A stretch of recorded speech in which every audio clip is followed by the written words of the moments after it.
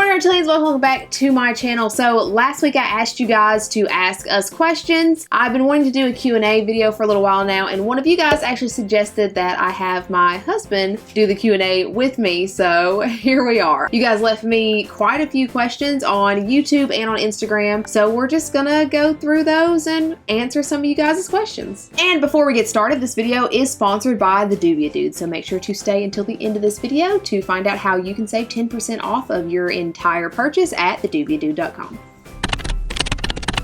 Alright, so the first question, any future pets you will get? You guys know that we absolutely love red-tail boas. We really want a Suriname red-tail. That's the only one.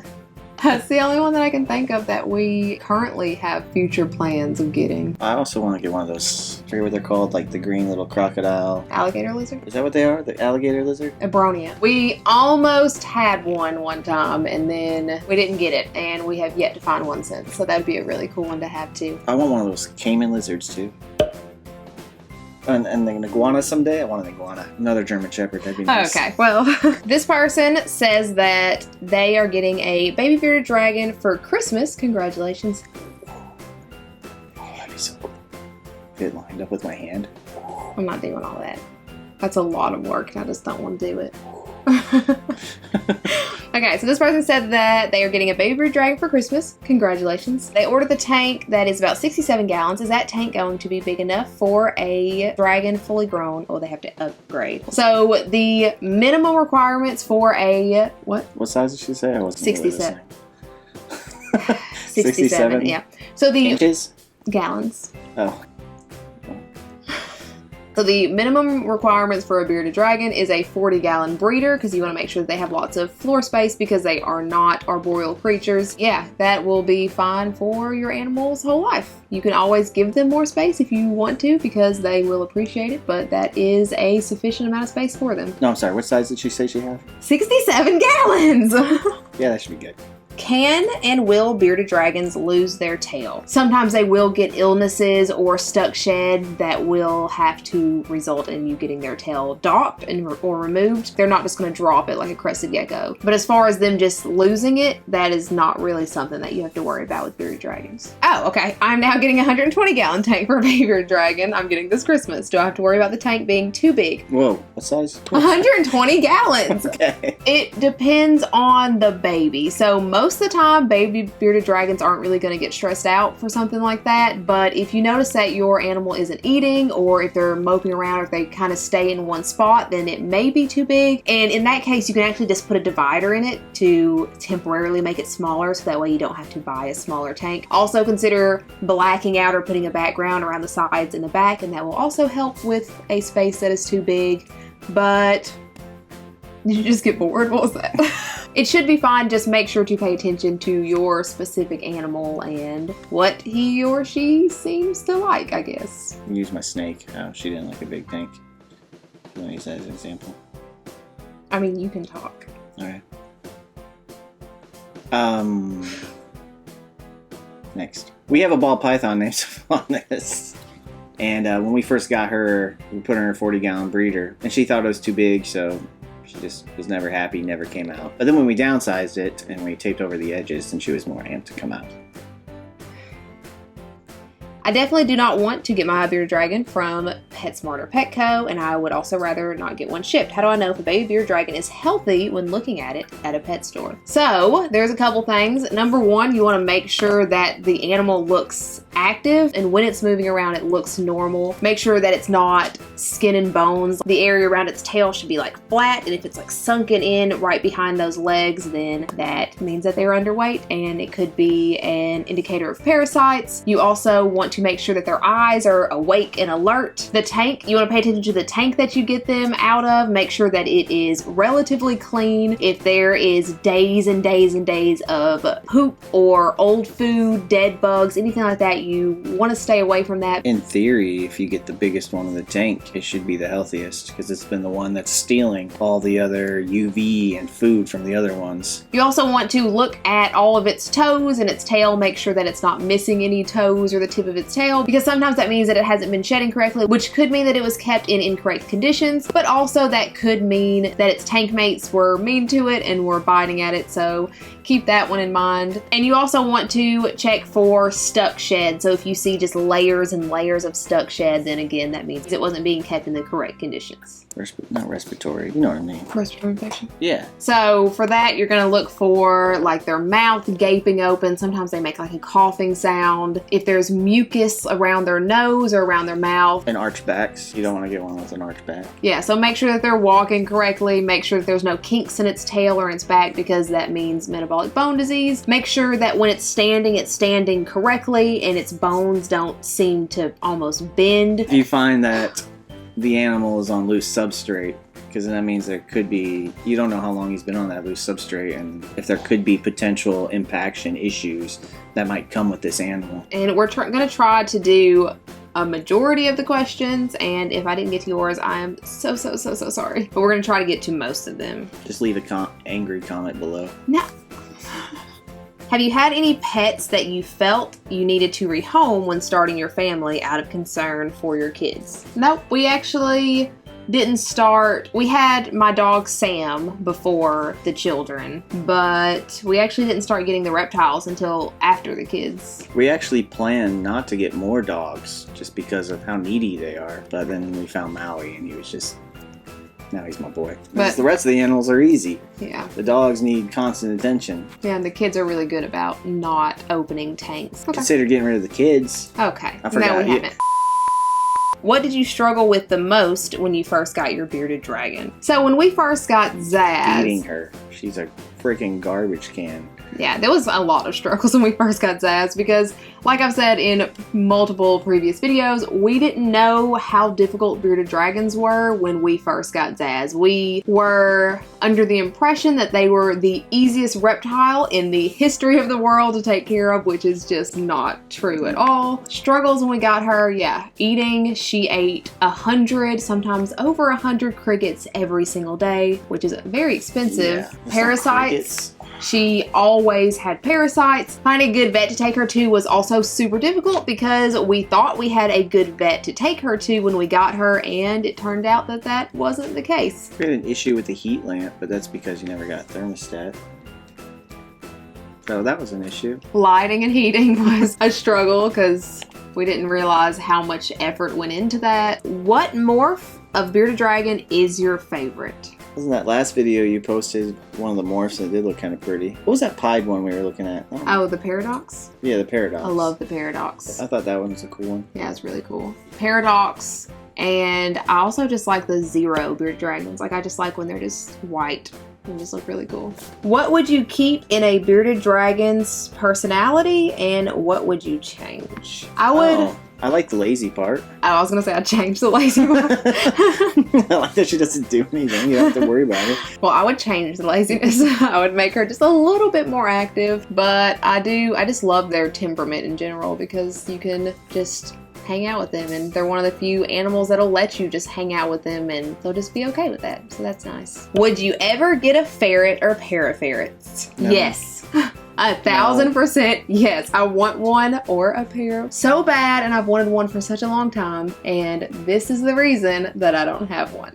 They stink. I don't want one. That's rude. Which do you prefer more, lizards or snakes, and why? When I was little, I preferred snakes. But now that I'm older, I'm actually thinking I'm liking the lizards more. Because I kind of feel bad for feeding snakes, rats. Like, I know they're already dead, but because sometimes, well, I'm not gonna talk about it. just say I just feel bad. Yeah, I'm gonna have to go with lizards on that one. I love snakes. I love them so much, but I just sway in favor of lizards. Yeah, I mean, there's so many cool lizards. What are some lesser known types or breeds of snakes or reptiles that are also good for beginners? Fire skinks. Fire skinks are freaking great. Yeah, fire skinks, definitely. They are super awesome. They are wonderful eaters. Guru geckos are another one. Their care requirements are basically the exact same as a crested gecko, but they are a little more pricey, where a crested gecko is between, what, $40 and $60, a gargoyle gecko can easily be $300. So they're definitely a little more pricey, but care requirements are basically the same as crescent geckos. I don't know, you always see pythons and corn snakes on the internet. You never really hear much about garter snakes or king snakes. Yeah, garter snakes are cool. A crocodile, like everyone always says crocodile skinks are super difficult, but they're really not. Yeah, she's been chill. Yeah,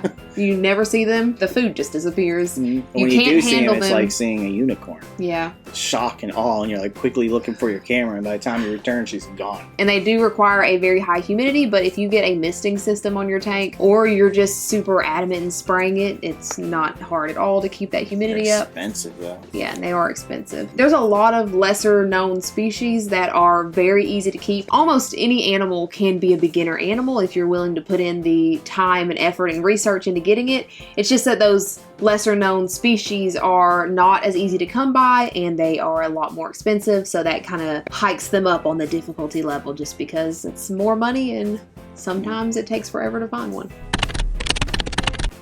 Now we're going to the community tab post that I posted asking for questions. And the first one is, where and how did you meet your husband? So I was throwing a party. It was a small one, not very big. And she came over with one of my friends. And we hit it off. We've been together for about almost 7 years. Yeah. High five. Update on red eye croc skink. Setup update. So she's doing wonderful. She is still eating and hiding. We see her never. Her tank's doing good. I had posted that vlog about it leaking, and it hasn't leaked since, so I think we're good to go on that. We have added a small heat pad to the side of her tank just because everything is cooling off. We added it to hers and to the gargoyle gecko's tank because those tanks were kind of staying a little too cold. But other than that, everything's working out. 2 of her plants have died yet again, so we bought replacements. We're just waiting to put them in. We're not really waiting. We're just been too lazy to put them in. Yeah. We're sitting by the window. But yeah, she's doing good. What got you into bearded dragons, and how did you choose your beardie? So we really wanted a reptile, and we went to a pet shop, and that pet shop would basically only sell bearded dragons because they said that bearded dragons were the best and easiest reptile that anyone could have, and that they were super, super easy. We ended up getting a bearded dragon. We picked the biggest one that they had. I mean, he lied. They're she was not the most difficult animal we've had in this household. Now she's easy. Now that we have like a routine and everything down. But at the beginning, it was a nightmare. Okay, so next up is Instagram, and I posted an Instagram story asking for questions, and you guys sent me questions. So, how many reptiles do you own? So, reptiles would be 1, 2, 3, 4, 5, 6, 7, 8.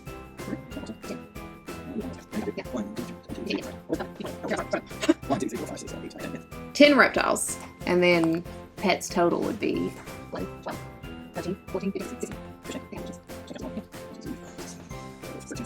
18, so 16 total, 10 of those are reptiles. Yeah. Where can I get a quality Uromastyx? I don't know the answer. Good question. Tell us down below.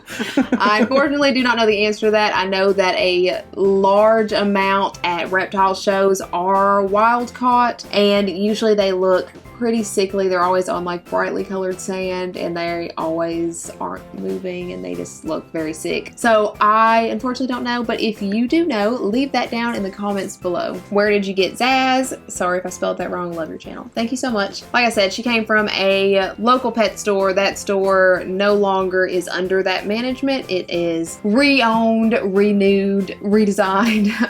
It doesn't really exist anymore. Are you black, Spanish, or other? Other. I'm white. I am half black and half white. Oh. Did you say oh like you didn't know the answer to that question? What? How do you tell when a reptile is bored? So they'll do different things. So either they will go from being a very active reptile to sitting around doing absolutely nothing, or they will start fidgeting, I guess would be, what would it be called? I don't know. They'll start glass surfing, running around. Sometimes they'll just like dig in one spot. They'll just basically try to find things to occupy their time, and it just looks like they're doing the same thing over and over and over and over again. And then you know that you need to change up some decorations or give them more enrichment or let them out maybe. Toad-headed agama, would you get one? Why or why not? I think they are super cool. Is that the... Yeah. At this moment, we don't have the time or space for them, but I could definitely see getting one of those in the future. I don't want to say that I would never get one. It would be really cool to finally have a tank too filled with sand, because then they just yeah. disappear. So not anytime soon, but maybe in the very distant future. Favorite animal to spoil and how? Probably Zaz. I mean, she's had the most tanks. She's had the most setups, designs. We've spent the most money on her. Yeah, she's awesome to spoil because we can just design these giant tanks for her.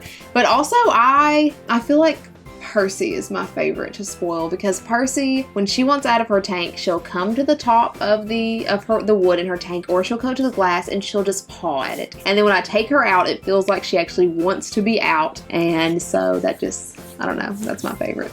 My favorite animal to spoil is Maui. He's my German Shepherd. This person asked 5 questions. These are super fast, easy questions. Lizards or cats? Lizards, 100%.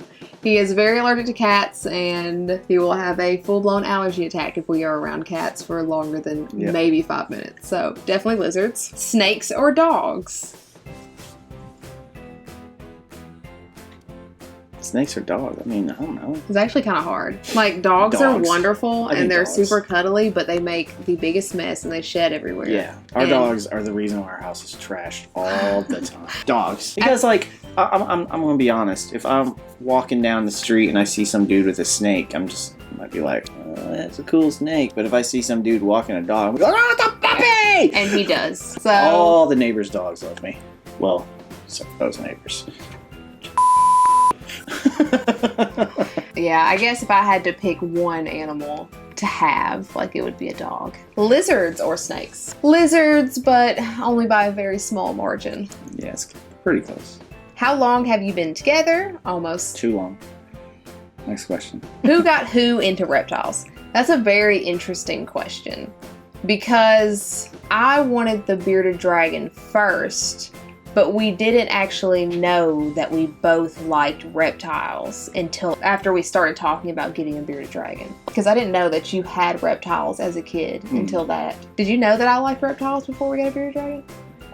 Not really. So I don't know the answer to that question. He definitely got me to like snakes, but just reptiles in general, I don't know. I don't know the answer to that question. Was that it? Was that the last one? Oh, okay. I thought there was one more. That's it. Okay, that is all of the questions. That was it? Yeah. That's really it? Yeah, that was it. Okay, so that is all of the questions that we have. Hopefully this video wasn't painfully long. This video is sponsored by the Dubia Dude. TheDubiaDude.com is an awesome place to get feeder roaches for your reptiles.